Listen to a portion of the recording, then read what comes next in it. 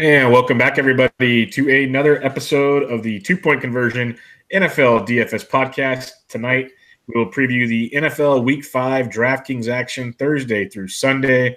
And in order to do so, I'll be joined by my co-host, as always. You can find him on Twitter at Pater_DFS. James, how we doing, man?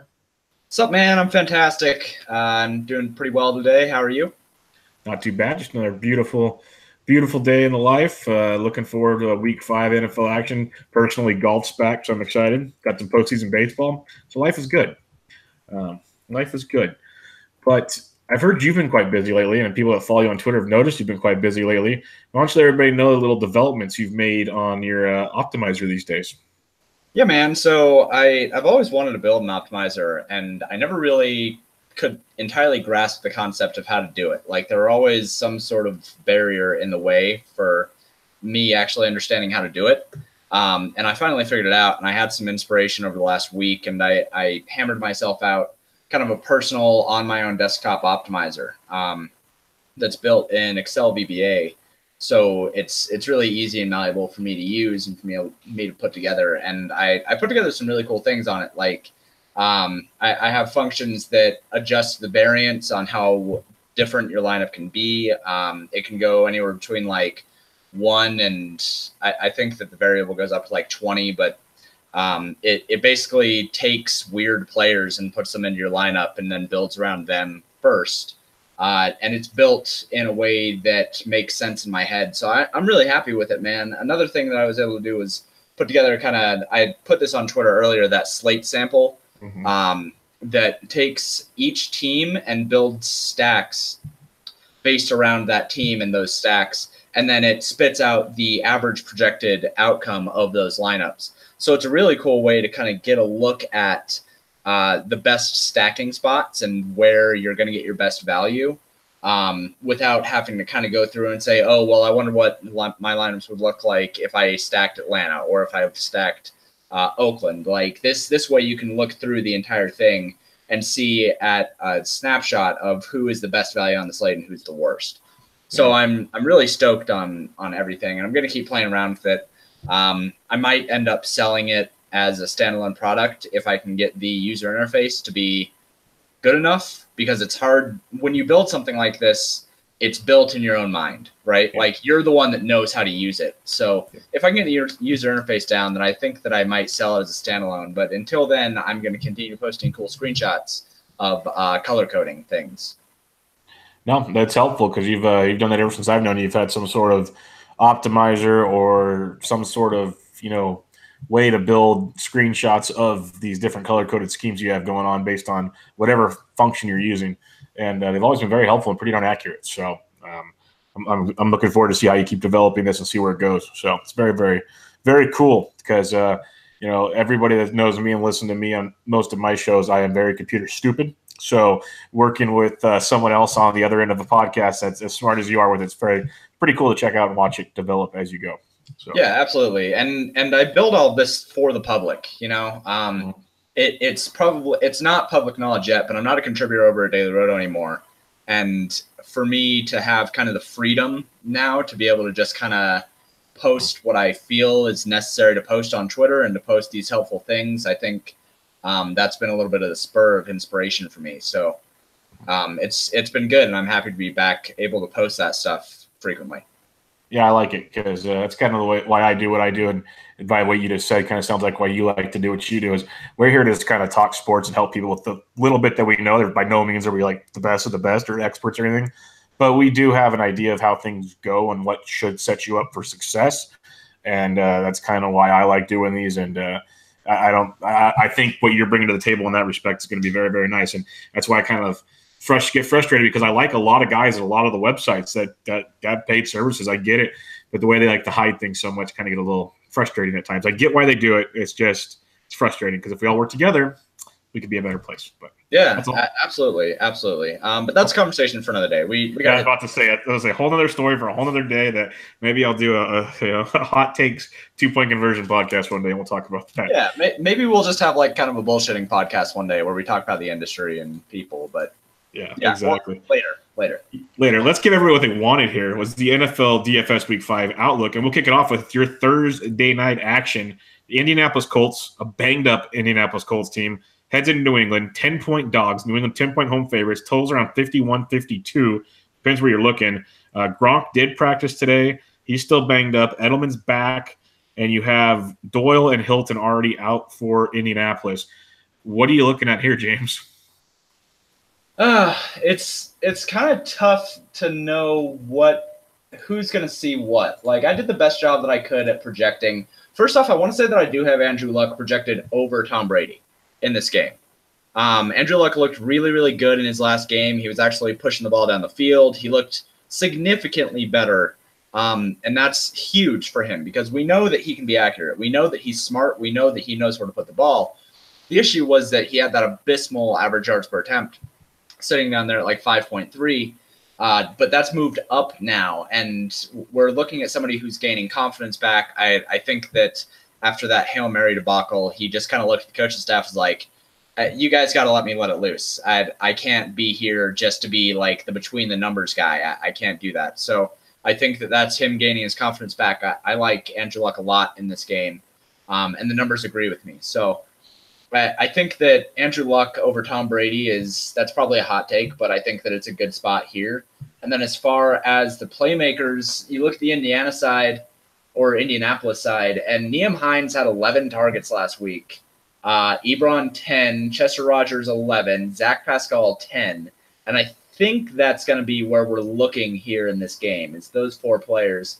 And it's got to be somewhat condensed. They don't really like using Jordan Wilkins that much to run the ball. So they generally have Nyheim Hines out there, which is smart because he's a more versatile back. So I think that Nyheim Hines is a really good play. I think that I might want Chester Rogers over Zach Pascal, but it's close. I mean, it's a coin flip between those two guys. And then Ebron is just going to continue to be a target monster. I don't care if people say that he got bailed out last week. He's a target monster, dude. Like, he's going to have a 3-touchdown game if he keeps getting 10 targets. So I think you can play any four of those guys. It's hard to tell who's going to be like the man, though. If I had to choose, I guess I would be playing Nyheim Hines, but I just like Nyheim Hines as is. We know that from the last couple weeks. On the New England side, James White had 9 targets last week, Philip Dorsett 7, Gronk 7, and Cordero Patterson 5. So it's kind of – oh, and Sony Michel, by the way, who we called last week as being like a must-play, 25 carries, just absolutely crushed. I hope you guys listened on that one. As far as the wide receivers go, it's kind of a 3-way tie between James White, Philip Dorsett, and Rob Gronkowski right now, as far as the air yard share and as far as the actual opportunity share. If we're going just based on price, like Philip Dorsett is super cheap if you're playing the showdown slate like I'm going to. And I think he's probably going to be a main staple in all of my lineups there because he lets you fit both quarterbacks, which I think is the optimal strategy. So this game is kind of hard, man, but there's a lot of value. If you're going to be playing Thursday through Monday, I think this is a good game to get your value. Yeah, I agree. The big piece, like you just said, there's a ton of value in this. Makes the showdown really interesting because you're going to be able to get a lot of pieces in this one. I agree. Start with the Indianapolis side of the ball. Luck, I think, like you said, might have been a little pissed off with all the talk after that he got yanked for the Hail Mary play because he went crazy. He's now throwing 186 pass attempts this year through the first 4 games, already breaking the franchise record for the Colts that he set in 2012. So that tells you something. He's throwing it all over the place. And it should be a shootout just based on line alone. Game flow shows they're going to be playing from behind. They have to play keep up. I could see Andrew Luck winging it all over the place like he did last week. And that's where you bring Hines into play, like you said, at $4,600 is really, really cheap for a guy that is averaging 28.5 pass routes per game out of the backfield. That's very, very good. That's top 5 in the NFL. So there's a lot to like there with Nyheim Hines and Andrew Luck as a 1-2 punch there. You mentioned the receiving core is kind of up in the air and difficult. You know, Pascal's the popular name. He's the rookie. He's $3,600. He's cheap. But I'm with you. I like Chester Rogers. Ryan Grant should be the number 1 with no T.Y. Hilton, but Rogers should get a lot of love there at 4,400 and definitely could be a play there. And Eric Ebron's up to 46 for a reason. I said last week I'm going back to the well after he let us down because he dropped 2 touchdown passes 2 weeks ago. He's still getting tons of targets. And like you said, he came through last week. it's going to stay that way with no Jack Doyle. And even with Jack Doyle, who's getting love, with no Jack Doyle, it's even better. So there's a lot to like there on the Indy side of the ball. This showdown slate could be pretty fun as long as we don't get a Thursday night dud and last week, carries over to this week. We'll see. But New England's interesting. Tom Brady, obviously a really good play. Tom Brady with James White as a stack, I like a lot because you mentioned with the wide receivers in New England, it's really tough to kind of get an idea of who is going to be the guy. It's kind of spread out everywhere. With Edelman back, I don't mind Edelman this week at 5,500. The Patriots offense has been kind of messy, and I think Brady will like that safety net, his familiarity with Edelman back. I wouldn't be shocked if he goes and gets you, 8 catches for 80, 90 yards, just like a PPR monster like he does, which pays off in DraftKings. And he's really cheap. So there's a lot to like there. Sony Michel, if they do run away with it, he's going to get 20-plus carries again. It's nice just having 2 running backs in New England to pick with. So there's a ton to like in this game. I actually think the Indianapolis side is definitely the value, the more friendly side of things where you can kind of load up and have some fun and then sprinkle in the bigger names on New England. But when you really look at it, outside of Gronk, no one's that expensive in this game, period. It's really, really affordable. So like you said, if you're playing the full week slate, lots of value. If you're playing the showdown, it's going to be a blast. And I think you can get real creative. If we are talking showdown real quick, James, who would you pick as your captain? Man, I could tell you if I had my optimizer running right now because I can pick all that stuff. But I don't know, like purely based on projections, it would probably be Chester Rogers, I think, or Zach Pascal. I think it's probably Zach Pascal because I think the showdown optimal slate, and I've talked a lot about this with a couple guys, the optimal way to build for showdown is to have a cheap captain, play both quarterbacks, and then play as many studs as you can. Yep. So I think that it's either cheap captain or Andrew Luck. And I think my optimizer will probably say Andrew Luck just because he is projected so well. But yeah, I think it's either Pascal. I don't think I can go Dorsett because I'm not sure what Julian Edelman's going to do, but probably Pascal. Yeah, I agree. One of the 2 wide receivers for Indy should be in there. If not, Naheem Hines, but I think Hines will be really, really chalky in that role. So differentiate elsewhere. All right, let's head on to Sunday morning's action. Tennessee at Buffalo. Bills are 3.5-point home dogs to the Tennessee Titans. Total is 39 in this matchup. This is an ugly, ugly game, James. There's a handful of ugly games this week to make it a little easier to check off the boxes. But, Marcus Mariota came back. He ran like crazy, played really, really well last week. You can pass a little bit on Buffalo. Mariota, I'm not going to – he's in play, but he's not going to be one of my top guys to target. You could look at guys like Corey Davis or Tywan Taylor. I think Taylor's a good value at 4K. He really burst onto the scene. We kind of mentioned him last week as being in that role now, and he showed out last week, got many, many more targets. They've gone up every game, and he's run 34 pass routes and 29 pass routes in the last 3 weeks combined. So a lot to like since Rashad Matthews is out of the lineup. So Taylor is a good value play if you need a one-off, just value play in the game at 4K. Otherwise, Tennessee's defense is $4,000, which is the highest priced defense. We talk about saving money on defense, but anytime you can play a defense versus Buffalo, knock on wood outside of that Vikings game, it's going to be a pretty good play, obviously. So that's really all I want. I'm pretty sure most weeks I'm going to have nothing to say good about any offensive player on Buffalo. So, I'd say Taylor at value, Tennessee's defense. You could just say Corey Davis, but I don't really want to go too crazy on this game. What about you? Yeah, man. So Corey Davis is my number 1 rated wide receiver this week. Like number 1 projected over Julio Jones, over Antonio Brown, over Juju Smith-Schuster. The dude is going to go off with Mariota. Target monster. He's gonna go off with Mariota at quarterback. Like there are so few ways for somebody who is $6,400. Like they didn't raise his price enough.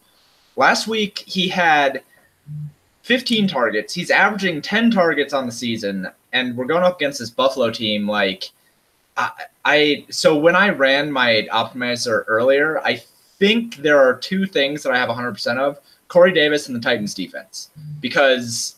But look, I mean, the Titans defense is expensive, and I don't necessarily like that I'm getting so much of it in my runs right now.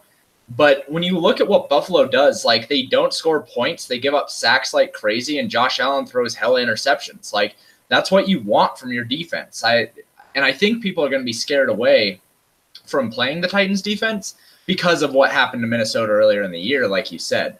So I might just go all in on the Titans defense. I know I'm going to have a lot of Corey Davis because he's $2,000 too cheap, according to my stuff. Basically, it's a ridiculous play.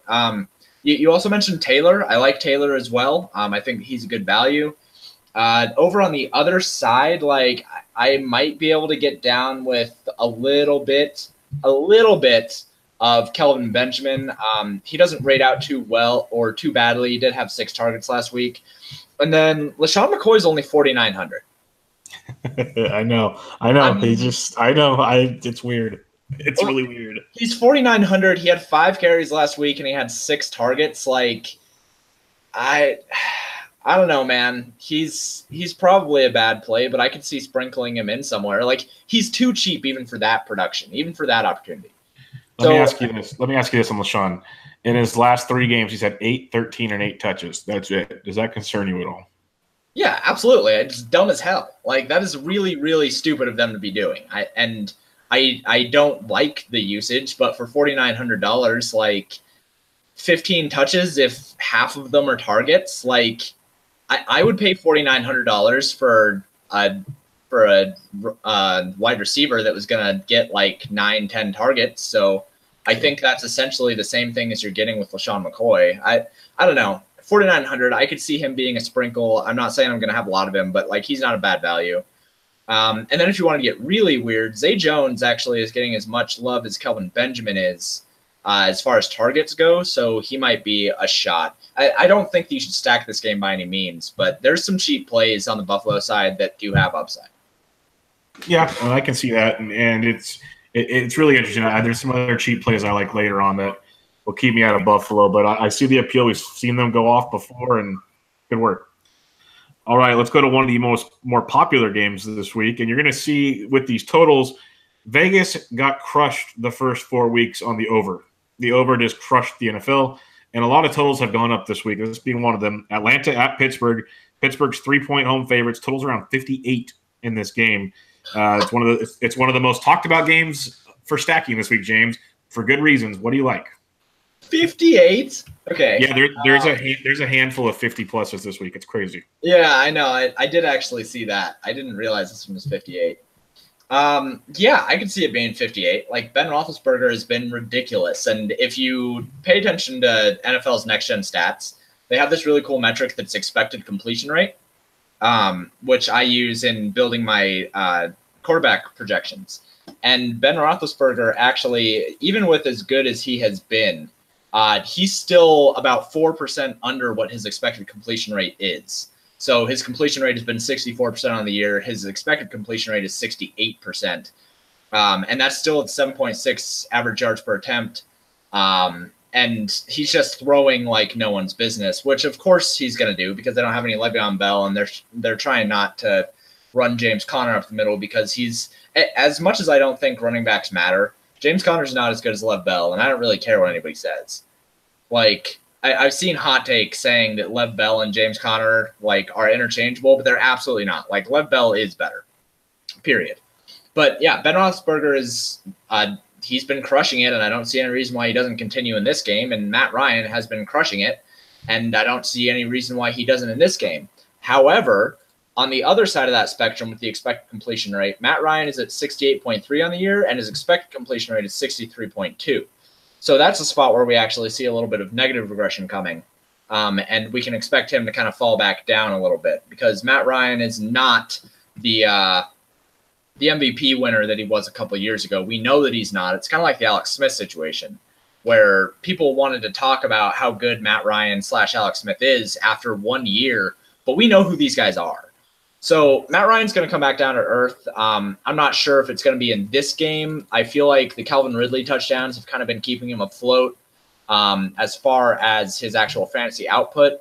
Speaking of that situation, Julio Jones has taken a pretty significant hit to his target share. And when I say that, I mean he's not averaging 19 targets per game. Now he's only averaging 11.5, which kind of matters when you don't score touchdowns.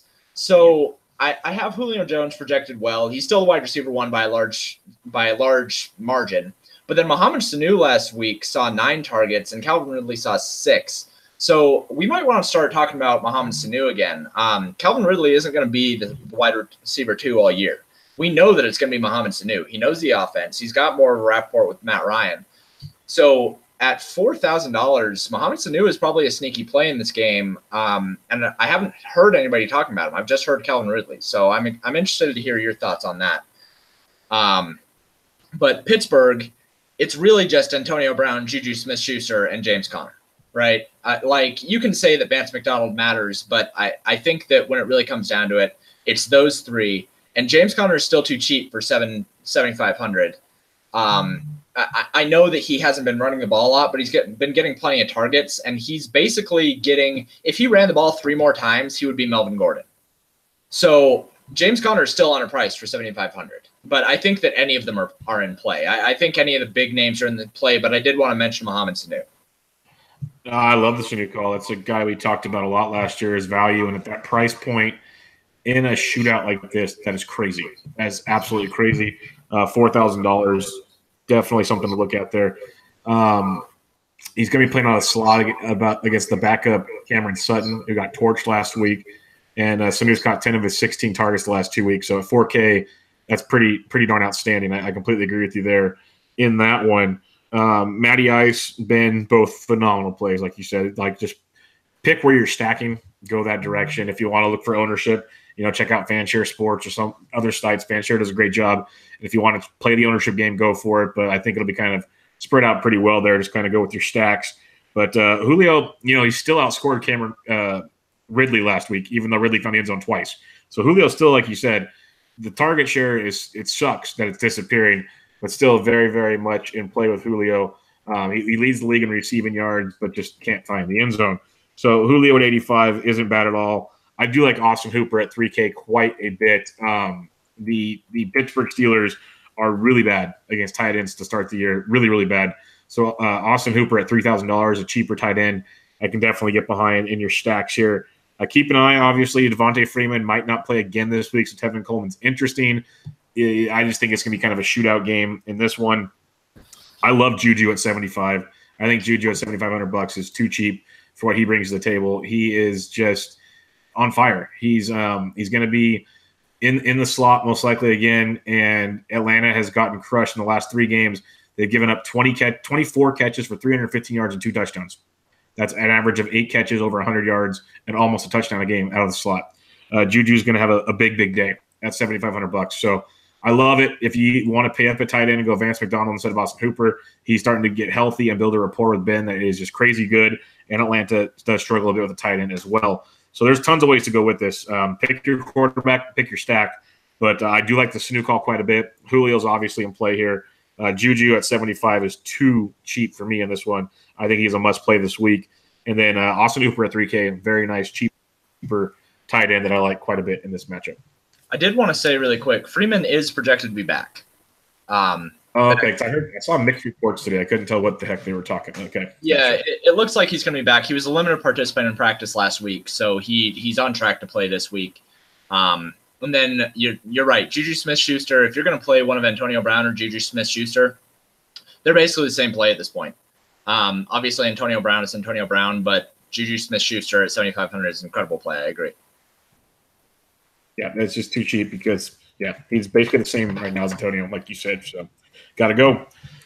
Denver at the Jets. Jets are 1-point home favorites to the Denver Broncos. Total is 42.5. Denver just had a tough loss on Monday night against the Chiefs. The Jets look like a mess since week 1 against the Lions. So, we'll see how this one plays out. Not a ton I like here.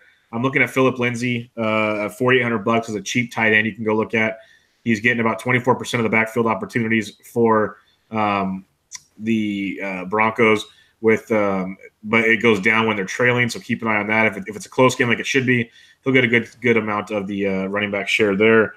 And then with the Jets, Quincy Enunwa just keeps producing. He even got 6 catches against the Jags last week. Nothing's really stopping him at all. He's going to be playing out of the slot where you can beat Denver quite a bit. He makes for a very, very interesting play here at $5,200 as a mid-priced receiver in this matchup. And if you want to get really weird at home, Denver off a short week, I don't mind the Jets defense at $2,600. They're not the best defense in the world, but things line up to be a nice little matchup for them. But another one of those games similar to that Buffalo game, not overly excited with, just a couple value plays if you need them, and a cheap defense at 2,600. What about you? I've been getting a lot of Quincy Enunwa in my runs. He's a really good value, but Chris Harris is the best slot corner in the league. And he always lines up against the bigger wide receivers. And we know that Quincy Enunwa, one of the reasons why he's such a good target for them is because he's basically an agile tight end, right? Like he's a big guy and he has a big catch radius. So I'm a little bit worried, but at the same time, Travis Kelce crushed against Denver. So I'm not that I'm comparing Quincy Enunwa to Travis Kelce, obviously, but they can definitely be beat. You're right. Denver's defense is not what it used to be, and I don't mind attacking them at all. I played the showdown slate, and I needed Cortland Sutton to get me basically anything. So when he had that fumble at the end of the game, instead of just getting the first down, I was pretty sad. But I like Cortland Sutton a lot, even if Case Keenum sucks, because I think the Broncos are terrible. Even if Case Keenum sucks, even if Vance Joseph is a terrible coach, even if the entire coaching staff has no idea what to do with their team, Cortland Sutton's good, dude. And he's getting the same target share right now as Emmanuel Sanders and Demaryius Thomas for half the price. 6 targets last week. He's good. He's a big kid. He's gaining trust with Case Keenum. Like I like Sutton a lot at 3,400. And then Philip Lindsay, he's good, but I kind of feel like there's some efficiency things there that are a little bit weird for me, and I'm not sure that I want to pay 4,800 for it. I think that I'm probably just going to go TJ Yeldon and just call it a day and fill in around him, but we'll get to the Jags later. And then on the New York Jets side, there's just not a lot to like, man. Like Quincy Enunwa is good for the price, but like I don't know. I don't think that I want any piece of this game. Sure, I do want to say really quick, Jermaine Kearse has been getting a lot of love over the last couple weeks at 3,400. He's pretty much completely taken over the wide receiver 3 position from Terrell Pryor, who only got 1 target last week, and he's only 3,400. Terrell Pryor did leave on the second play with an injury, though. Oh, okay. Well, that makes sense. I still think, I mean, the week before that, Jermaine Kearse had 6 targets. No, I agree. I'm just letting you know that week. Yeah, that's fair. I don't know. I don't think that I really want anything from this game. I'm going to try to maybe cut down Quincy Enunwa's exposure a little bit in my runs, but I can see Cortland Sutton and I can see Quincy Enunwa, but otherwise, yeah, I'm off this game. I like that Sutton call at 3,400. I think that can be pretty good. I've been looking at him, especially on Showdown and other slates. The price hasn't adjusted to the workload he's starting to get now, like you said, and he's a high draft pick. I think they want to really incorporate into that offense. So I like that Sutton call quite a bit. Let's go Jacksonville at Kansas City. Kansas City 3-point home favorites against the Jacksonville Jaguars. The total is 49 in this one. Big-time Jags defense against a juggernaut offense. What do you got on this one, James? TJ Yeldon. Just a lot of TJ Yeldon. Just play TJ Yeldon this week. I don't even care. Just play it. It's the same thing as Gio Bernard last week. Like, you play him because they've already said that Leonard Fournette is not going to play this week. And he's going to get – I have him pegged for 18 carries and like 5 targets right now, and he's only $5,600. So just play him. Just lock him in. That's your running back that you start with this week. He's really easy play. Outside of that, I have already heard plenty of talk about Blake Bortles being the quarterback play this week. I'm going to copy and paste everything that I say about Blake Bortles every week, that he is chalk. I will not be winning a GPP if he is the number 1 quarterback because I will not have him. He does rate well for me, though, as far as my optimizer is concerned, because he's cheap and his pieces are cheap, right? So you can get any one of the 3 big wide receivers, Dante Moncrief, D.D. Westbrook, or Keelan Cole, for all under $5,000. The one that I would probably want the most is going to be D.D. Westbrook or Moncrief. Westbrook has more targets, but Moncrief gets better targets like we saw last week with that long touchdown that he got. So I can see stacking it, but it's really just Yeldon that I want from the Jacksonville side. And then on Kansas City, you can play whoever you want. And the reason why you can play whoever you want is because defense doesn't really matter. And I'm kind of like turning away from using DVOA in my stats because guys like Mahomes and Ben Roethlisberger and Ryan Fitzpatrick and Like all these guys that just chuck it 20 yards down the field, there's no defense that's actually going to stop that. Like if they connect on that pass, it's not that the defense failed. It's just that the offense is so good. And I've always kind of been somebody that said that offense matters more than defense, because when you think about the difference between being proactive and being reactive, it's much, much, much harder to react to something than it is to be on that offensive side. So a defense trying to react, like I'm kind of turning away from using DVOA because I just think that these guys are kind of unstoppable if they're on. So I think that you can use anybody here. I think you can use Tyreek Hill, who's not going to be popular because it's the Jags defense. I think you can absolutely use Patrick Mahomes, who won't be popular because of the Jags defense. I think you can stack this game up, period. I think you can stack on the Kansas City side with like Mahomes, Tyreek Hill, and Travis Kelce. And then on the other side, bring it back with the Westbrook or Moncrief or Yeldon and have a contrarian stack with the chalk Jags pieces as well. I am so glad you just said that. So glad you just said that. When I was taking my notes here, I was looking at it, and obviously TJ Yeldon, you nailed him.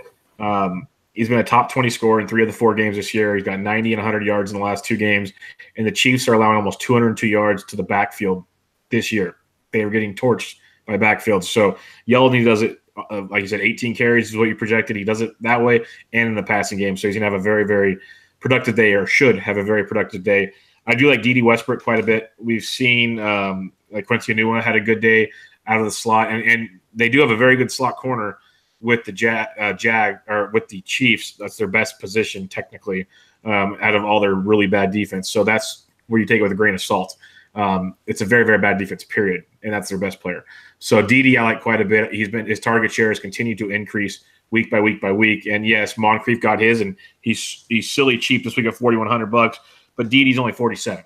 So I like those 2 pieces right there to bring it back with maybe the lowest ownership on Pat Mahomes you're going to have all year at $6,200 at home in that atmosphere is going to be outstanding. Kelce at $6K, I absolutely love. I kind of like the idea of paying up for tight end.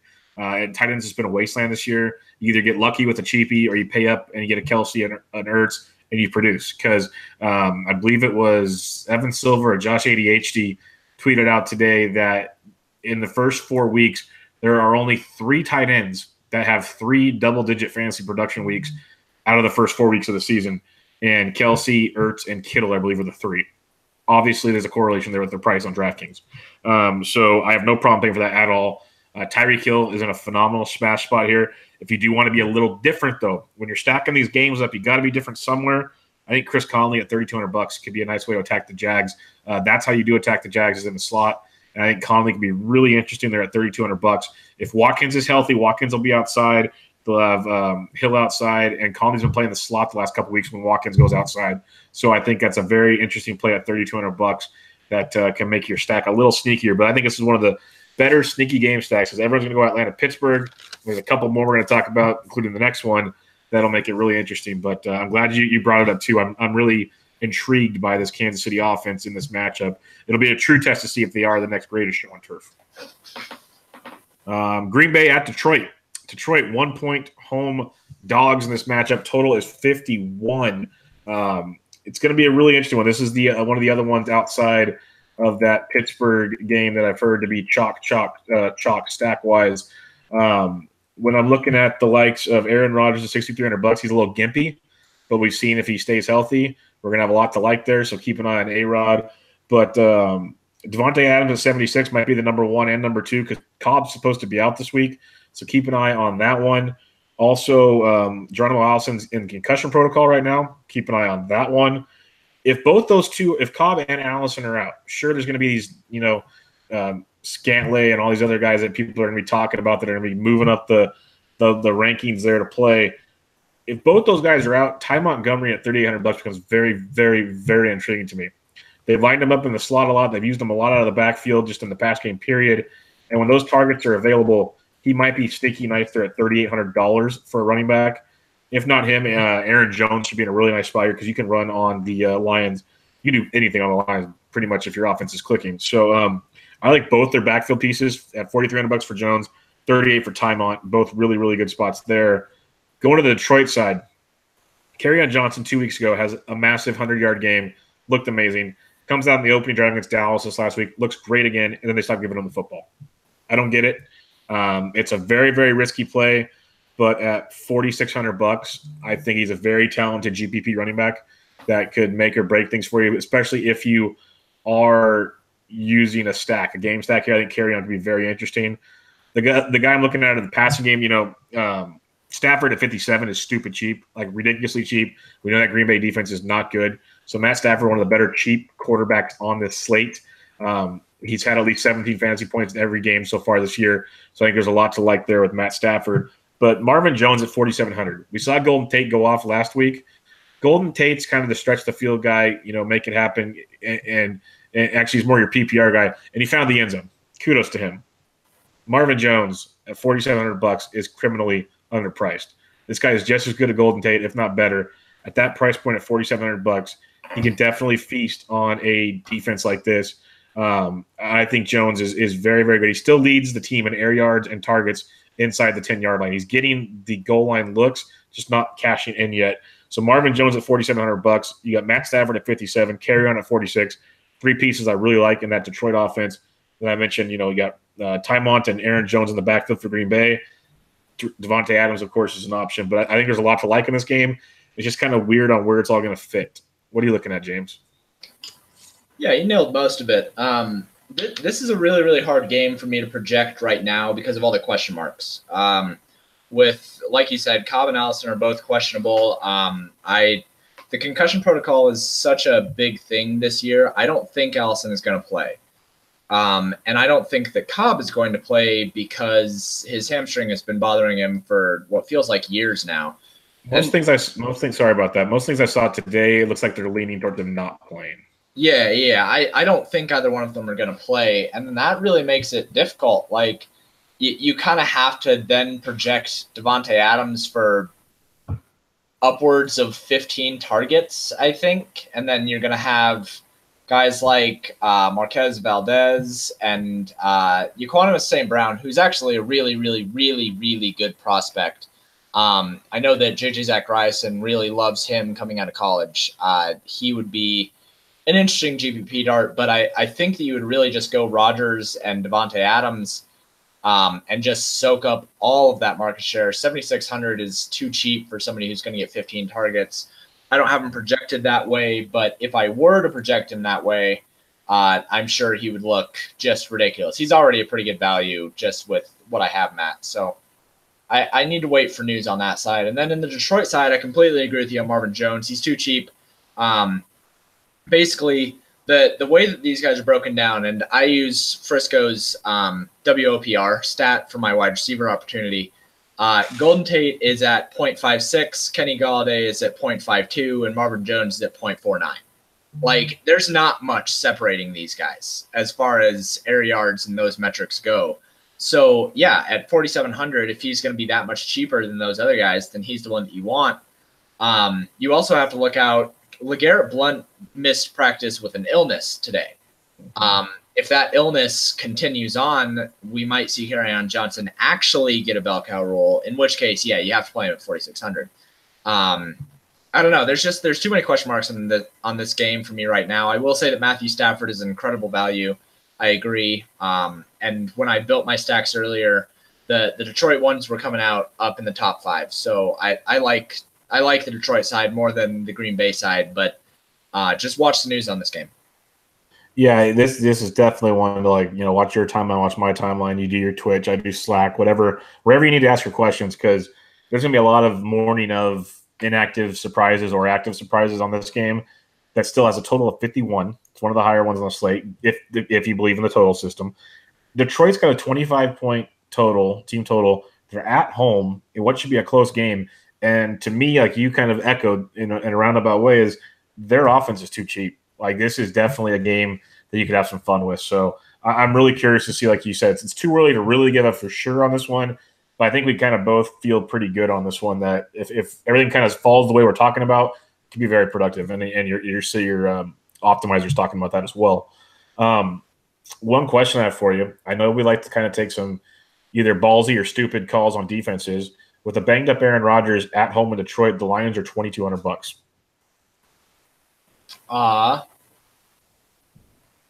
Yep, I'm okay with that.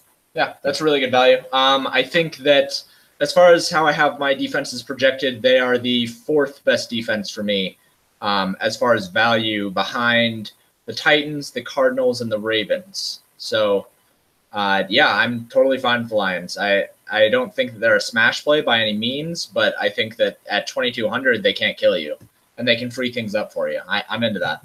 Sweet. We found our punt D for the week, I think, and no one's going to own them against Green Bay. Let's put it that way. All right, let's go to the next one. Baltimore at Cleveland. This total surprised me a bit. An AFC North battle, usually kind of a defensive battle. Sure, both offenses are playing better to start the year. But, James, the Browns are 3-point dogs. Okay. The total is 47 in Cleveland. 47. What say you in this one? I actually think that's about right. No, I agree. It just surprised me because, like, in years past, you see this game and you're thinking, okay, it's cold, it's going to be this, that, and it won't be much. But, yeah, these offenses are a lot better. Yeah, I mean, Baker Mayfield has been really good for Cleveland. Like, it hasn't quite equated to wins yet.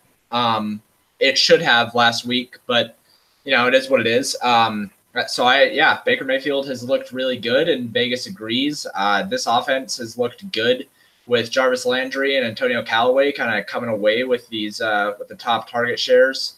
And then Carlos Hyde has been really, really good as a running back for them.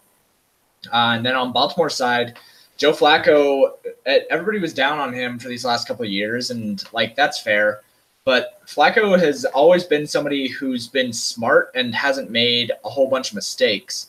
He's had kind of a low ceiling, but he plays smart. So now that he has wide receivers that don't suck, now that he has John Brown and Michael Crabtree and, like, an offense that actually works towards his talents, he's looking pretty good. And I definitely don't hate this game as a stacking opportunity. In fact, Baker Mayfield is up there. He's my 6th highest stacking opportunity, I suppose, according to my stuff. So I think that he's too cheap. I think that Flacco's a little bit too cheap, and the offensive pieces are definitely too cheap. Like, Antonio Callaway is only 4,400, and John Brown hasn't seen his price go up enough.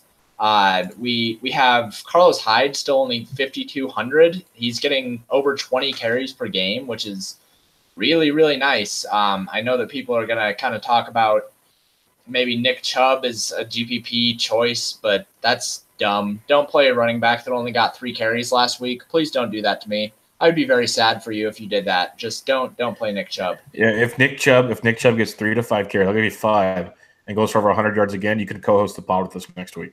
Yeah, absolutely. Any listener that plays him and cashes in on a 15-plus opportunity game, you're co-hosting with us last week, so you can rub it in our faces. But he's a terrible play. And then on the Baltimore side of things, it's hard for me to like either running back. I know that Collins missed practice today, and if he misses, then DeBoris Allen at 4,700 is not far from the lock. And then John Brown's only 5,600. Willie Snead is only 3,900, is averaging 6.75 targets on the year, and had 7 targets last week. So I like pieces of this offense. I think that they're good mid-priced, and that total seems about right for me. Yeah, no, this is a weird game. Like, we've already talked about a handful of games where, like, the stack, there's going to be a handful more. Like, the Chiefs, I think, will be an under-owned one. This game could be a sneaky under-owned. Like, that Chiefs-Jags and this game, I think, are the 2, like, game stackable games that could be really sneaky, and they're cheap enough where you can throw in a Julio or a Juju or a couple pieces of the pie that really make it interesting. Or you just do, like, a mini stack and get pieces from these other games. There's a lot of ways this week, the way things are priced out, to get some value, because we mentioned the Lions are cheap and the Chiefs are pretty cheap. The Jags are crazy cheap. And then this game, I love Buck Allen at $4,700. You know, even if Alex Collins plays, the way he's been fumbling the ball and everything else, I like him as a running back, but eventually they're just going to give up hope for him. And it's been showing each week. Buck Allen's numbers continue to grow up in the usage, and he's getting a lot of the work inside the 20. He's been a running back 3 or better in all 4 games this season. Failing to reach 50 yards from scrimmage, and he has not failed to reach 50 yards from scrimmage in any game this year. So he's definitely going to be there. He's been getting more of the goal line touches as well. So $4,700 I love. Like you said, if Collins is out, lock him in. Like him and Yeldon, you can have everything you want after that. There's a lot to like there. John Brown, $5,600 for a guy that's Flacco's main guy, and I'm glad you kind of talked about Flacco as he's getting a lot of love. And John Brown is one of the top receivers when it comes to targets so far to lead the year. He's got 4 red zone targets, which is very, very solid. He's got, outside of Julio Jones and DeAndre Hopkins, no one else has more air yards than John Brown this year. So there is a ton to like there. And so far this year, Michael Thomas, Antonio Brown, and Amari Cooper have all had top 10 wide receiver weeks against the Browns. So John Brown at that price point of $5,600, crazy good. Crazy, crazy good. So I like both of those, like you said, a lot. Cardinals Hyde at 52. I've been playing him almost every week or recommending him to guys that have like an either-or question because it's just that stability with upside with Hyde. Like you said, he's getting you 20-plus touches week in and week out. You can't find that in many places at the running back position. So until they really make a point to put Chubb in there, and I don't believe anything that comes out of Hugh Jackson's mouth ever. So until I see it actually happen, I'll believe it. But Hyde at 52 is a nice priced running back. Jarvis Landry at 68 is cheap. I talked about how I love Juju at 75. Jarvis Landry's getting targets like no one's business. He's absolutely ridiculous at that price point, especially if you're stacking this game. But even as a one-off kind of high upside wide receiver at 68, I like quite a bit. So this game is an awesome game. I completely agree with you. There's a ton to like in this one.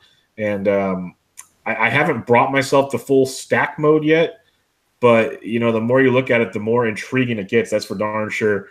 So we're going to have to kind of maybe dig in some more a little later. But I think there is some likability in this one.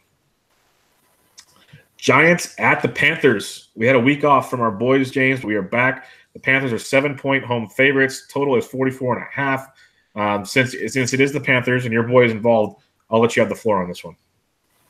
Yeah, so Greg Olsen is going to miss this week again. So we automatically now have Cam Newton, Christian McCaffrey, and Devin Funchess all in play. And it's pretty much as easy as that.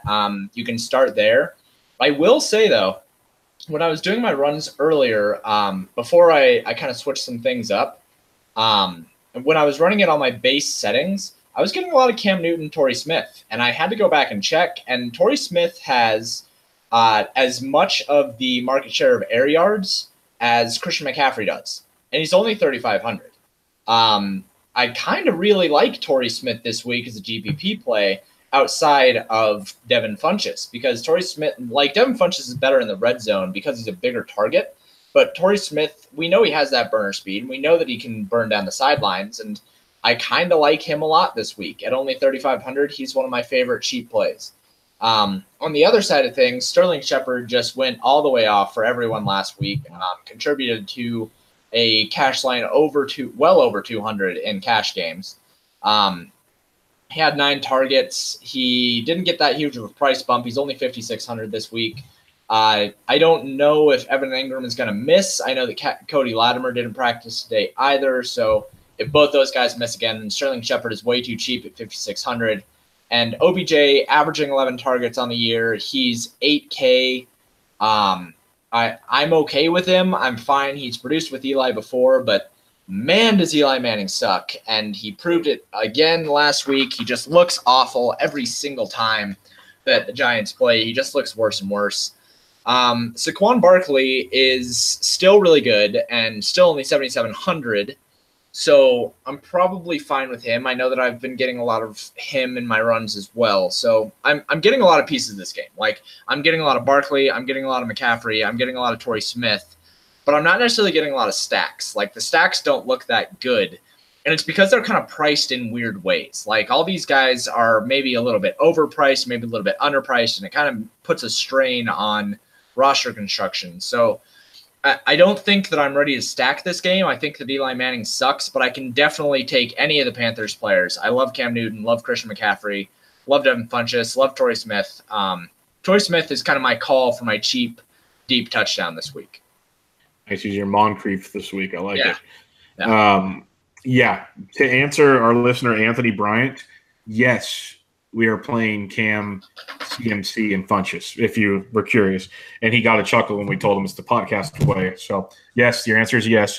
Christian McCaffrey, when you can plug a guy in that's pretty much already guaranteed of a floor of like 15 just on his pass game alone, let alone the yardage and touchdowns, you're going to play that guy at $8,000. He's finally getting a price bump, which is nice, but still all day long with CMC. Cam at 64 is outstanding. I absolutely love it. His rushing is ridiculous. He's He's getting almost 11 rushing points a game, which would be 10th amongst running backs right now on the season. It is ridiculous what he is doing. So those two, yes. Funchess, yes. The same story from go back 3 pods ago, and we'll tell you exactly why to play all that. It's very simple. Let's play them. Shepard at 56, I agree. Still too cheap. If Ingram is out, he's too cheap. He's gotten almost 25% of the team's targets over the last 2 weeks. He's caught 16 to 17 passes, which is outstanding. He's getting targets inside the 10. So a lot to like there with Sterling Shepard at 56.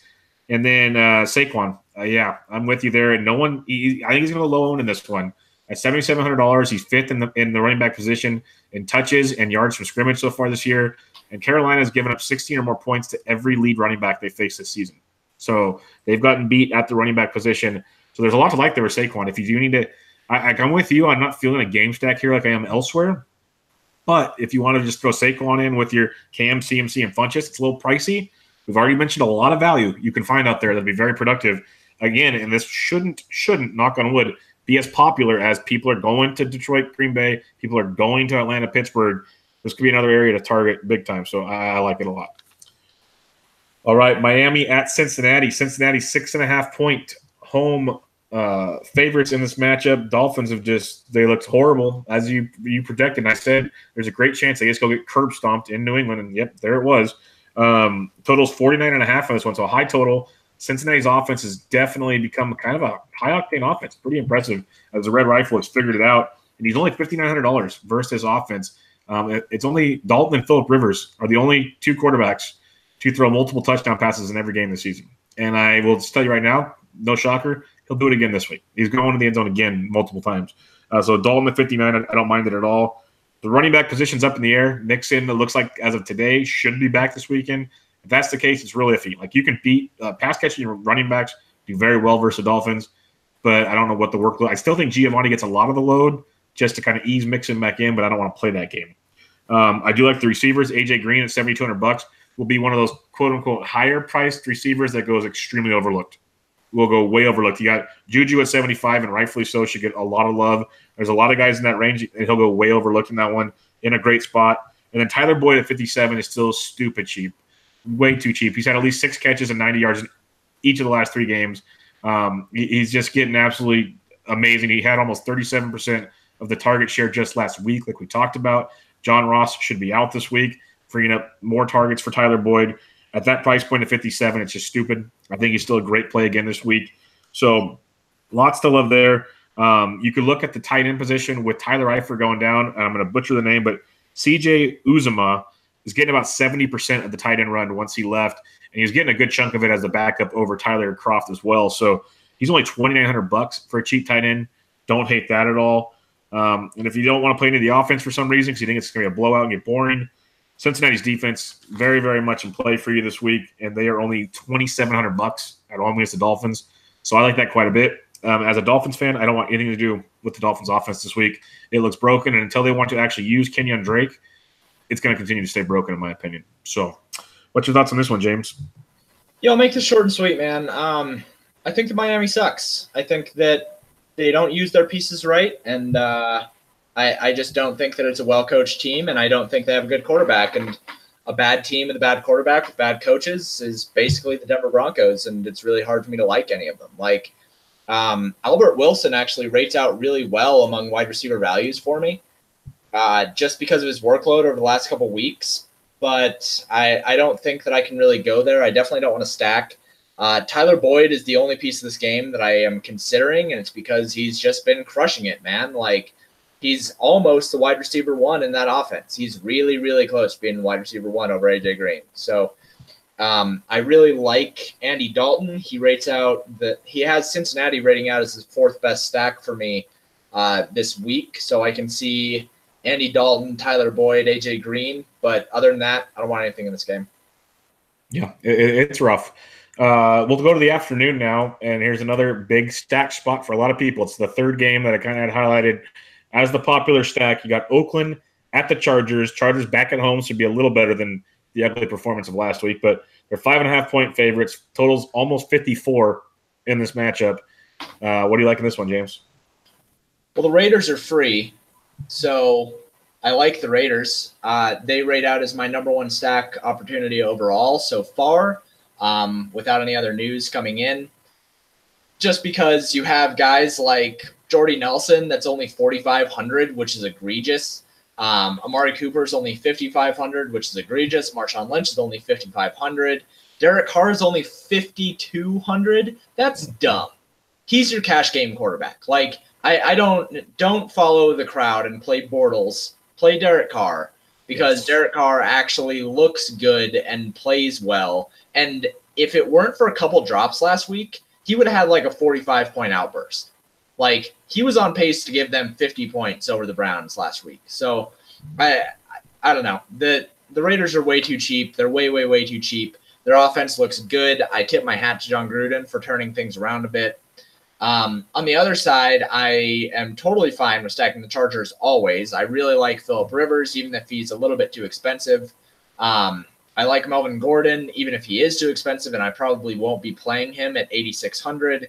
Wide receivers, Keenan Allen at 7,800 is a good price. Mike Williams at 4,200 is a really nice price.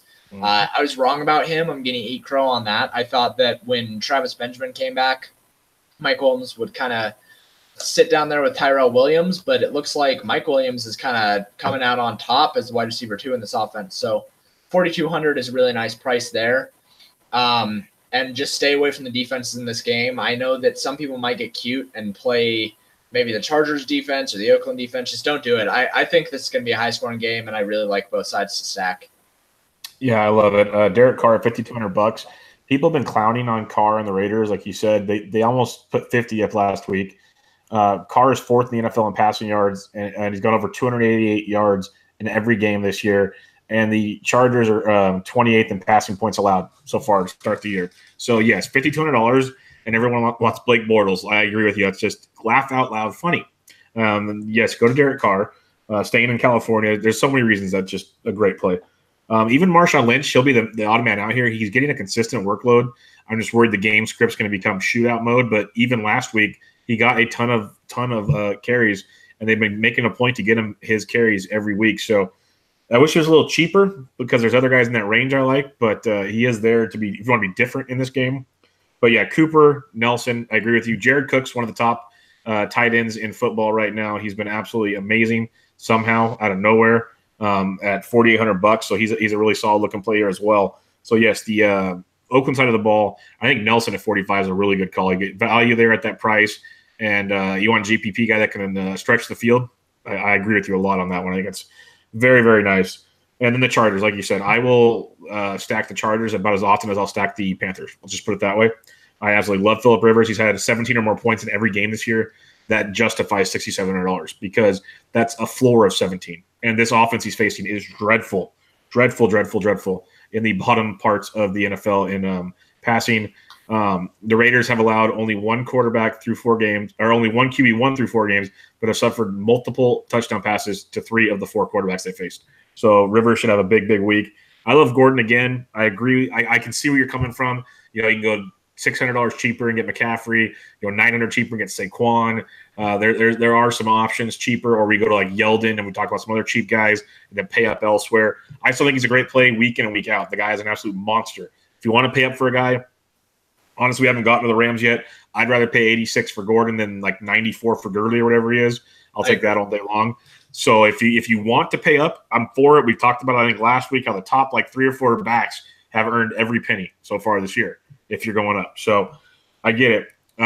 This might be too cute, and I know you've laughed at me in weeks past when I mentioned his name, but Austin Eckler at $4,200 in a game where the running backs out of the backfield might get a lot of action. I think at that price point could be very, very nice. If you like Shady McCoy, you at least have to give Eckler a thought at $4,200. I was just going to say, if you like, why wouldn't I just play LaShawn McCoy for $4,900, who's averaging more targets? Because game script is what I'm thinking. I don't trust the freaking Bills. Like, of course Buffalo's going to be coming from behind. Like, I will bet you $10 that LaShawn McCoy outscores Austin Eckler. Okay, I'll take it for fun on the podcast. Sure. Yeah. Yep. Because it's going to happen. Like, he's a better player. People love Austin Eckler, and I get it because he's flashy and it's fun. And he's Danny Woodhead, right? Like, that's who he is. And that's fine, but, like, for the price, like, I'd rather have LaShawn McCoy. Okay. Well, Eckler's 42, and I'll be looking at him very closely. But Keenan Allen at 78, I love. He's in that range of the Jujus of the world and everything. I think he's still a great player in this matchup. I think his ownership will be nice because he kind of let people down last week, but he's had a really, really good career against the Raiders. So I like that kind of history there going up against Oakland. I love Michael Williams at 42. You hit him. He's one of my favorite value receivers on this entire slate. I absolutely love Mike Williams this week. I think he has a big week for you. And then it's crazy, but if you want a cheap tight end, Antonio Gates got a lot of love last week, and he's $2,800. He's had 5 targets in each of the last 2 games. It's very, very risky. It's very, very tight, touchdown dependent. But at $2,800, you can do a lot worse at the tight end position. So by no means is he a must play. There's probably better options out there, but he's a cheaper piece of the Chargers' dominating offense. So I love this game. I'm with you. I think it's one of the out of the. Okay, let's ask this question instead of saving it until the end. If you have Atlanta, Pittsburgh, Green Bay, Detroit, Raiders, Chargers, rank them in order of what you like the most. Which game you like the most?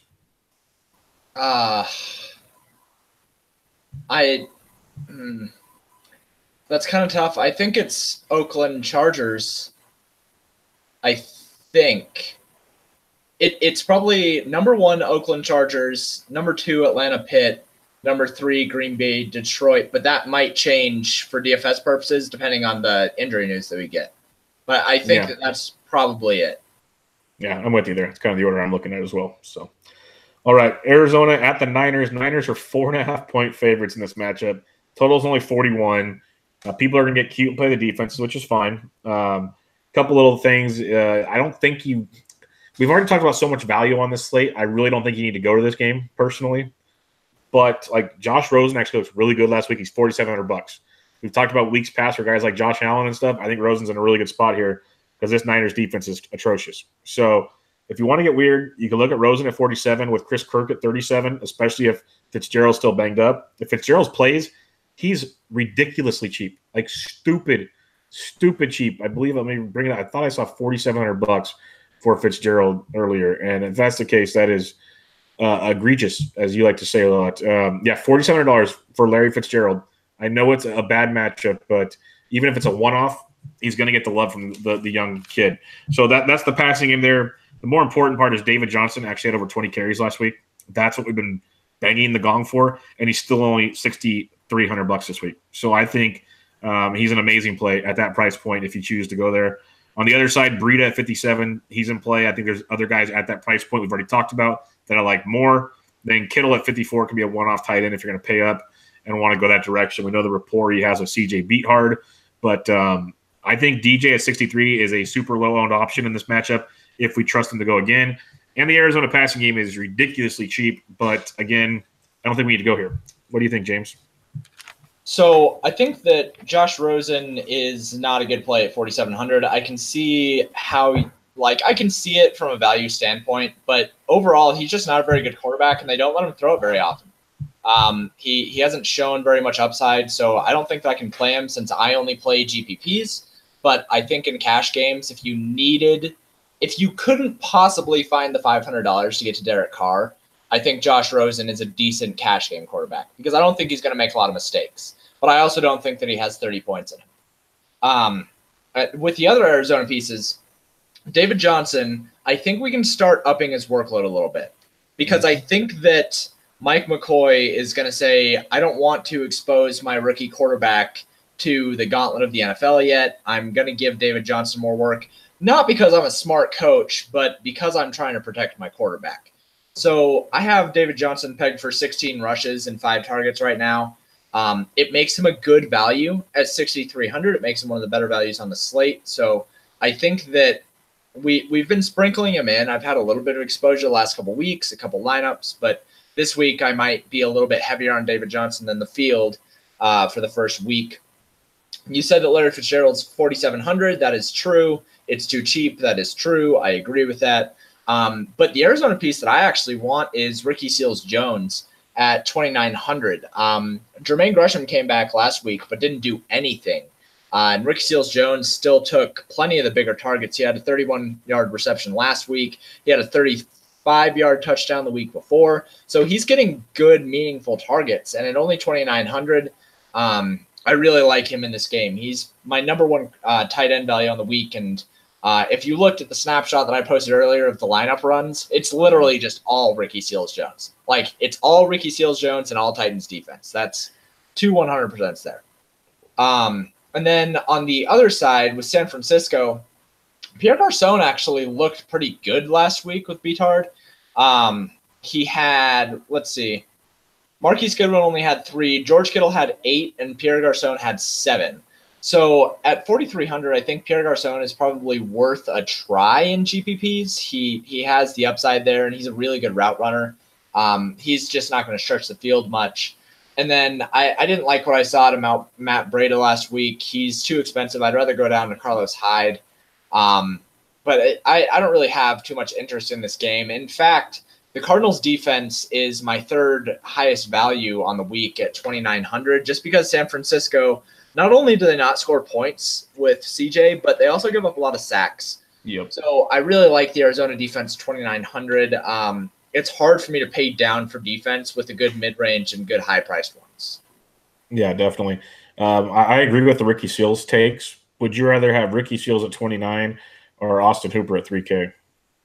I'd rather have Ricky Seals-Jones just because I know that he has – like, he's shown it this year. I know that Austin Hooper has shown it in previous years, but with the emergence of Calvin Ridley and with Devontae Freeman coming back and Julio Jones demanding like 12 targets a game, I'd rather just go with Ricky Seals-Jones, who has a rookie quarterback in a game against San Francisco who sucks. But I think either way is fine. I lean Ricky Seals-Jones. I know you like Austin Hooper, so I think I like him. I like them both. I just like trying to throw some of those comparisons out there for the listeners that could be on the fence about them. All right, Minnesota at Philadelphia, a rematch of the NFC Championship game. Philadelphia minus 3-point home favorites. Total is almost 45. Where are you looking at on this one? I really like the Philadelphia side of this one. Carson Wentz is very good.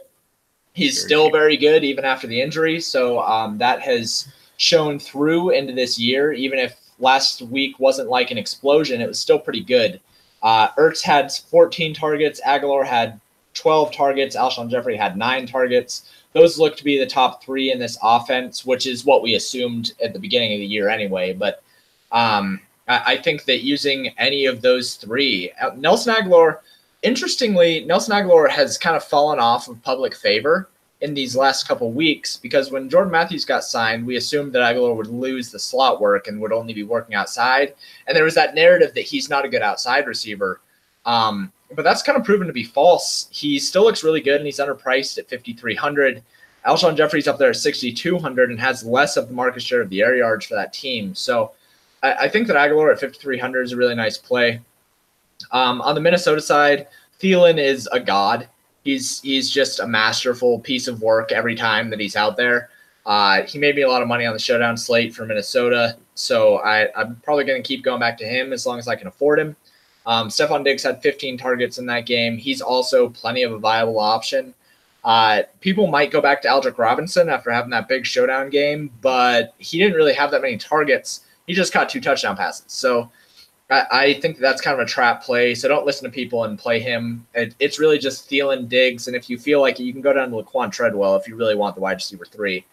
But this game is stackable, man. Like, Carson Wentz is probably too cheap at 5,800. I think he needs to be a high 6K quarterback up there with Mahomes and those guys. So he's too cheap. I like his options. I think Ertz at 65 is totally fine. I think Aguilar at 53 is really nice. And then on the Minnesota side, you can bring it back from those studs. I prefer stacking the Philly side, but I think you can stack either side. Yeah, I'm looking at the Philly side as well. I agree. Wentz is too cheap. He needs to be mid-6s for sure. $5,800, way too cheap. Like you said, we saw him back. We've seen what he can do. He's very, very good.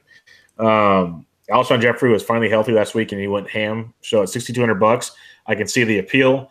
But what I'm looking at here, and it's only GPPs if you want to go for the gusto, because Wentz did this a lot last year when he extended the field, and he did it this last week. Jordan Matthews at $3,500. I know it's crazy. It was 1 week.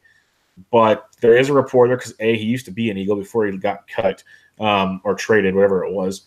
But at that price point with that upside, that's like a home run upside we talked about in recent weeks, like Jakeem Grant and stuff like that. At $3,500, you could do much, much worse. And I love Zach Ertz at 65. I think that's a phenomenal play. If you're going to pay up a tight end, that's where you want to go. So hit him or Kelsey is where you want to go this week for sure. I like that quite a bit. I agree with Thielen and Diggs. I prefer Thielen as well. I just love the consistency with him. Diggs maybe more GPP if you want to go for boom or bust and a millionaire, but 6K or 7K for Thielen I love. The question I have for you, the only other guy we haven't talked about yet, Dalvin Cook's likely out. Latavius Murray chalk week a couple weeks ago let everybody down. He's $4,500 this week. Any appeal there? Let me hear your thoughts on it really quick while I run some numbers. At $4,500, I want to say yes, just for the fact that it's ridiculously cheap for what should be a workhorse back. He let everybody down a couple weeks ago, so I see him to be very, very low on the scale. The one thing Philadelphia is doing good so far this year is stop the run pretty darn well. Again, it's early on. It's only 4 games, but they've done a really, really good job at stopping the run to start the year. So it's tough. At that price point, it's hard to say no to a full-time back at that point. But at the same point, they've done that well, and I think it's going to come a passing game shootout where you have to look that direction. Yeah, he probably doesn't rate well enough to really break in for me. The way that I usually build is have one high-priced running back and then one running back that I basically have everywhere else. So I usually kind of spread out the Saquon Barkleys and the Christian McCaffreys and the Melvin Gordons. Like those guys that I really like, those high-priced running backs, I usually spread them out with like my main running back that we always talk about on the pod. So this week it's going to be TJ Yeldon, and I don't see any reason for me to play Latavius Murray over TJ Yeldon. No, I can feel it. All right. Rams at Seahawks. Seahawks are 7-point home dogs. Total is 50.5 in this one. I know Seattle's a different beast, the whole 12th man and all that garbage, but so are the Rams. I think this is another one of those kind of – it's not as interesting as, say, Mahomes versus the Jags, but Goff at 6,500 versus Seattle is very, very intriguing to me.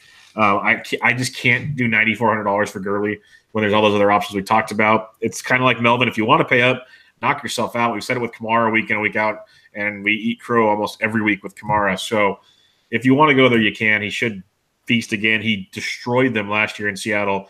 I remember it very well from my season-long leagues. He basically won me a championship that week. So he should have a great week. I'm not saying don't do it, but I'd be looking at the passing game. You got Cooks at 74, Woods at 65, Kupp at 64. I think Woods is the way to go. He's the target share monster. He's getting a lot of looks. They're all getting a ton of target share for sure, but he's getting the most as a team when they spread it out through those 3 wide receivers. So if I had to pick one, I'd pick Robert Woods. On the flip side, though, I don't really want a ton of Seattle exposure here.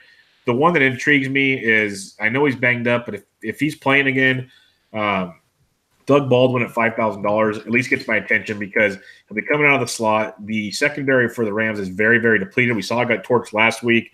We know Talib's out for, I believe, the year now. And they have at least 1 or 2 other defensive backs that'll be out this week. Very, very banged up secondary. So Baldwin only $5,000. You know, when he was full go, he was in the 7s. The target share should be there as he keeps getting healthier. I think he's going to be very good. He only caught 5 catches last week, but he had 12 targets. So Wilson definitely went his direction. I think there's a lot to like there with Doug Baldwin at 5K if you want to get really different in this one. What do you like in this one, James? Doug Baldwin is my number 1 value at wide receiver this week. Boom. He's only 5K, dude. Like it's stupid.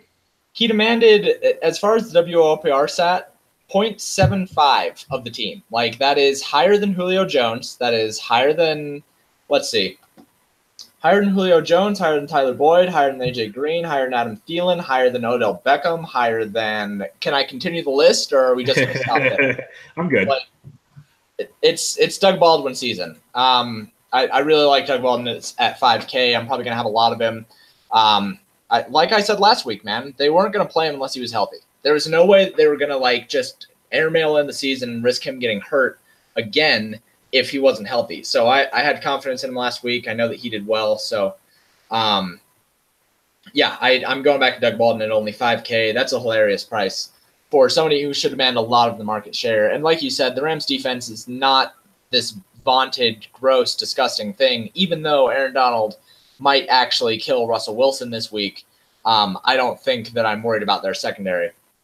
And then as far as the Rams go, it's kind of like how we talked about with the Lions earlier. So basically the way that this team's target distribution breaks down is it is Brandon Cooks, Robert Woods, and Cooper Kupp, and you take the cheaper one. That's basically the way that it goes. Like last week, it was Cooper Kupp, who we called, and he just absolutely crushed. And Robert Woods was left a little bit out in the cold. Brandon Cooks gets those deep targets, but we like all three of them. I think that you can stack up this game like no one's business with the Rams side and then just bring back Doug Baldwin, and that's all you need to do. I don't think that there's really any reason to look at starting on the Seattle side. I don't think that you're going to be doing too much Doug Baldwin or, too much Russell Wilson and Tyler Lockett stuff. Like, I don't think that's necessary, but I do like the Rams side, and I love Doug Baldwin. I like it. I like it a lot. I'm glad we're on the same page on Baldwin. I wasn't sure if that was actually going to work out or not because he's, for some reason, around the quote-unquote industry, as you've noticed, he's very polarizing right now. Like, you either love him or you hate him. And I don't know how you can hate a guy, like you said. If he's out there, they trust him to be healthy, and when he's out there, he's a top-end receiver. Makes no sense. All right, let's go to Sunday Night Football. Dallas at Houston. Houston, 3-point home favorites. Total is 45, so obviously the main slate's done for those not paying attention at home. We move on to Sunday Night Football. What do you like in here, James? Yeah, I think you can stack up Houston however you want to do it. Will Fuller's price still hasn't caught up to DeAndre Hopkins, and he's doing just as much. So I like any one of those two. Outside of them, I don't really like anybody on the Houston side. And then Dallas sucks. So that's what I have to say about that. I don't know, man. You can play Ezekiel Elliott. I'm mad that he crushed as chalk last week because I was on a pretty heavy fade. I had some, but I was pretty underweight compared to the field, and he was one of the main reasons why I didn't have a profitable week last week. So you can play Ezekiel Elliott if you want, but the rest of the team sucks. You can play Houston, but don't play Dallas. Yeah, I've seen some stats out there that the Houston passing game is so bad. They've allowed all these top-end quarterbacks. I just don't trust Dak. Maybe he goes off, but I can't do it. I think this 24-21, team total projection is pretty close. And if that's the case, Dak's not doing much. I really don't see it. If anything, I can see them maybe getting 21 if they're lucky, and Houston getting 30+. So I do like Watson at 62. Hopkins, Fuller's only 65 is crazy.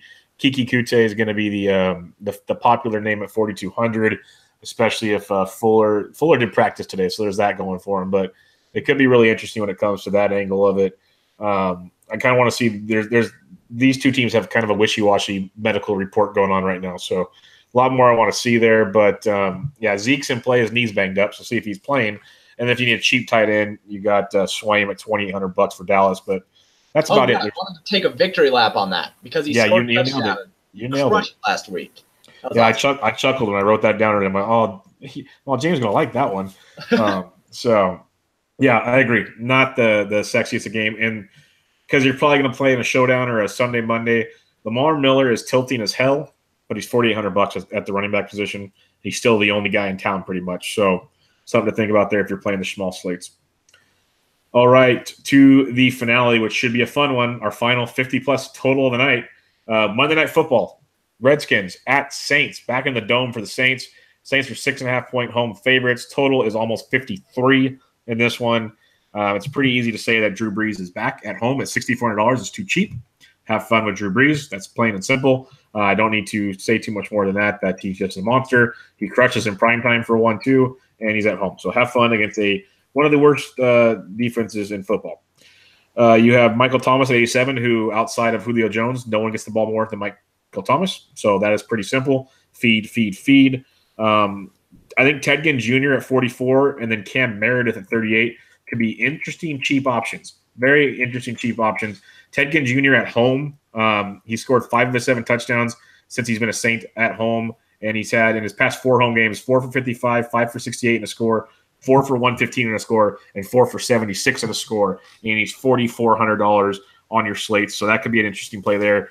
And then I mentioned Cam Meredith because he finally got healthy and he's getting eased back into the offense. And each of the last couple of weeks, he's getting more and more of a workload. They got him for a reason to be that number 2 to Michael Thomas. So Meredith at 38 could be a sneaky one on the smaller slate if you want to go that direction.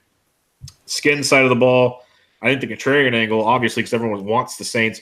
Alex Smith at 57 against the Saints defense is letting everybody go to town on him, given more so on the ground than in the air, but have been very, very successful there.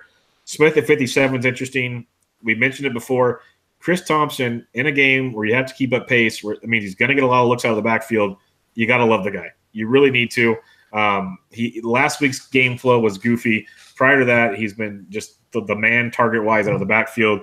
He's only $5,900. I think it's a really solid look there. Jamison Crowder at 43 or Paul Richardson at 44 are two interesting receivers out of Washington. So I like a little bit of that. And, Reed, when healthy at tight end at 56 is good. But the receiving game can be very interesting there with Crowder and Richardson being very, very cheap. But I think the skin side has a lot of upside to it. Could be very, very low owned. The Saints side is going to be super chalky. And then what I left off to the end here is Mark Ingram's back. Him and Kamara. Kamara's $9,600. Ingram's 51. I'd play Ingram all day long at that price point. They're not going to ease them back into it. They're ready to roll with them. They're both top-end running backs when they play together. Both in play for me. What do you have on this one?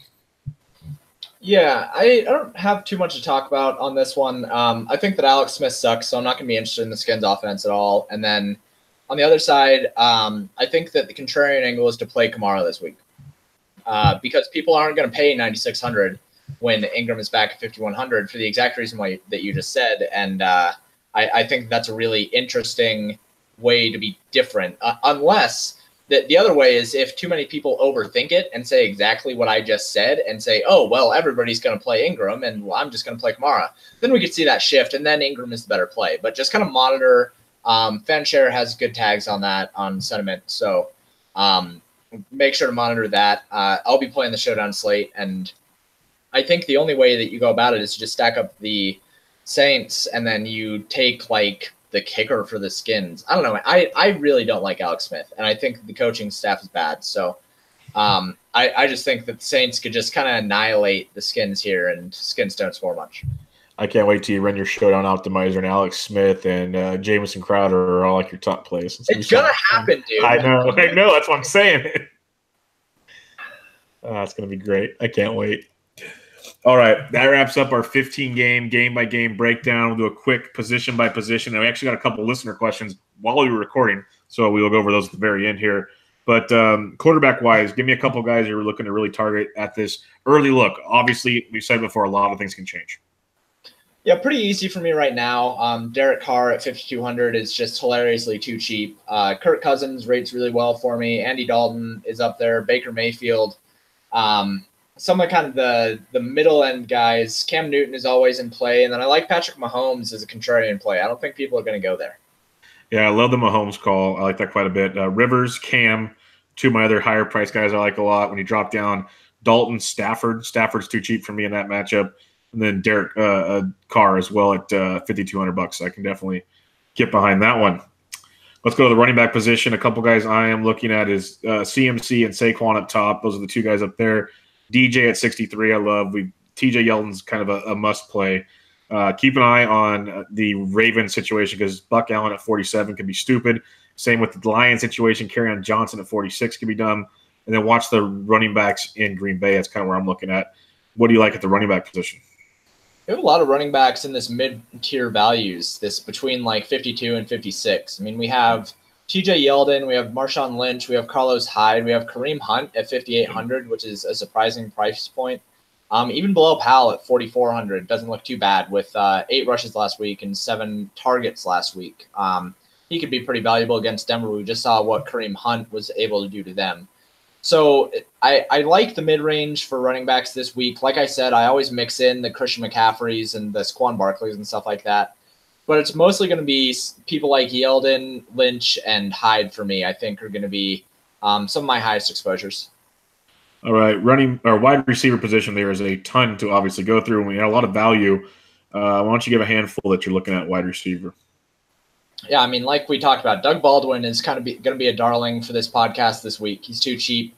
I like Cortland Sutton. I like Torrey Smith a lot. Those are two value plays that I think have a really good shot at bringing value. I like Corey Davis a whole bunch. He's my number one wide receiver on the week. I think that he's egregiously priced at 6,400. And then Antonio Callaway and Mohamed Sanu If I'm going to name off the value plays, that's pretty much where I'm looking. I like that Sanu call a lot. We don't have to go over the high price guys. We got that established. Tyler Boyd at 57, I like quite a bit. Funchess at 52, Baldwin at 5K is definitely, like you said. Then he dropped below that. I think Tywan Taylor at 4K is very, very much on the radar. Mike Williams for the Chargers at 42. And then Jordan Matthews at 35 kind of could be a punt. Then also Larry Fitzgerald at 47, someone to keep an eye on just because of the price point's too cheap. Tight end position, you got the big dogs we already talked about. If you're going to pay up, makes total sense. Other than that, Austin Hooper, Antonio Gates, CJ Uzomah are the guys about 3K and below I'm looking at right now. And then Ricky Seals-Jones I can understand. Who are you looking at the tight end position? Ricky Seals-Jones is by far and away my best value, followed by Jeff Heuerman from the Broncos. He did have 7 targets last week. I think that it'll probably be something more like 5, but at 2,600, he's a really good value. Travis Kelce, George Kittle, and Jared Cook. I don't really think that I'll have too much outside of that. Probably some Zach Ertz on my Philadelphia stacks, but tight end is really gross, and I'd always rather pay down. Yeah, with you there. Defense, what are you looking at on defense? Yeah, defense is pretty clear cut for me right now. I might go 100% Titans at 4K, just depending on prices. I do like the Cardinals, the Ravens, and the Rams as well. I can get behind the 49ers. And then as far as cheap defenses, I like the Lions, like you mentioned. I also like the Vikings at only 2,300. That's worth it if you're not going to stack any Philadelphia players. And then the Falcons at 2K actually don't look too bad against Pittsburgh. Yeah. Tennessee for sure. Baltimore, the Jets, and Detroit kind of be where I'm, and Cincinnati. I'll be circling those ones. All right, stacks. There's tons of them we talked about. Like almost every other game, it seemed like we could have stacked something. What are some of the ones you're going to be honing in on? Well, according to my optimizer, the top 5 stacks for me, just based off the projections that I have, are the Raiders, the Jaguars, the Vikings, the Bengals, and the Eagles. After that, we have kind of a whole bunch of guys in the mid-range, but those are probably the top 5 that I'm looking at. I also like Atlanta. I'm fine with that. I like Detroit a lot, and I like Cleveland. But I think as far as like my top 3, it's going to be Raiders, Vikings, and then Eagles. Yeah, I'll be stacking that Oakland Chargers game for sure. They got Carolina, Cincinnati, Detroit, Green Bay. I like the Detroit side there, like we talked about. And then I can't completely ignore Atlanta, Pittsburgh. It just seems like something's bound to happen in that game. And it just seems like you're going to be left out in the sun in that one. A couple listener questions here that came through, and you answered one just a second ago with your Corey Davis take. But Dakota Huff, he's asked us a question every week, which is great. Keep him coming. Dakota, he says, Corey Davis price bump. Is he still worth it with the ups and downs of Tennessee's passing game? James? Oh, my God, yes. Absolutely. Hell yeah, yes. He's getting Julio Jones, like, air yards and everything. Like, he's Julio Jones on a different team, and Mariota has the capacity to be really good for him. And then our other listener question is Robbie Steinerman, and this was answered kind of when we broke down the Vikings. But any Thielen love this week? Yeah. I really, really like Thielen. 7,700 is too cheap. He's Michael Thomas, right? He's basically just Michael Thomas on the Vikings, and for some reason he's $1,700 or he's $700 cheaper. So I absolutely love Thielen this week. He's too cheap. Load him on up. Yep, I like it. Well, that'll wrap us up this week, James. Keep working on the optimizer. Any other final thoughts before we send it on its way? No, I think we hit everything. We've been trying to hit on some more stats and try to go a little bit deeper into games, and I think it's worked out really well. We've been hitting a lot of really good spots, and I think that the value plays this week I really like the value plays this week, wide receiver. Yeah, I'm really curious to see how the ownership looks on Saturday. I do that little stupid tweet thing every week that people seem to like, so that's why I do it. But I look at on Saturday what the fan share kind of projects on what they've seen, and it's going to be really interesting this week based on how much value we saw at between running back and receiver, kind of say 4K to 5,500. There's a lot of it out there that we can play with. I'm really curious how that kind of spreads out sentiment-wise throughout the industry going into the weekend. But that'll be fun to see. If you guys want to go on iTunes, give us a rating and review. We'd much appreciate it. And if it's, we prefer good reviews, but if it's bad, just let us know what we're doing wrong to help you out, because the whole goal is to help you guys out. So let us know what you guys need. And with that being said, you can find James on Twitter at Pater_DFS.